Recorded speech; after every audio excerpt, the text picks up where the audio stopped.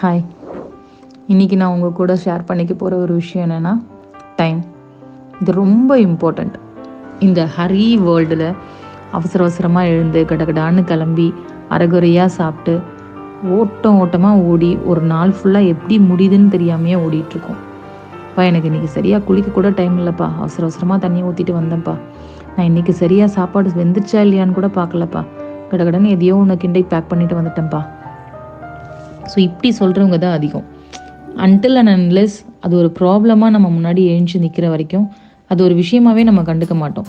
தலையில் முடியெல்லாம் கொட்ட ஆரம்பிச்சிருச்சு, அப்படியே கொஞ்சமாக எங்கேயோ சொட்ட தலையாக தெரியுது, இல்லை எங்கேயோ கொஞ்சம் நரைச்ச முடியாக தெரியுது, அப்புறம் தான் ஐயோ இது என்ன போட்டால் கருப்பாகும், இது என்ன போட்டால் தலை திருப்பி அடர்த்தியாக முடி வரும், ஐயோ அவ்வளோ முடி இருந்துச்சு எல்லாமே கொட்டிடுச்சு, அப்புறம் தான் அதை பற்றி யோசிப்போம். அங்கே ஒரு முடின்னு இருந்தது, அது இப்போ காணாமே அப்படிங்கிறத அதுக்கப்புறம் தான் யோசிக்க ஆரம்பிப்போம்.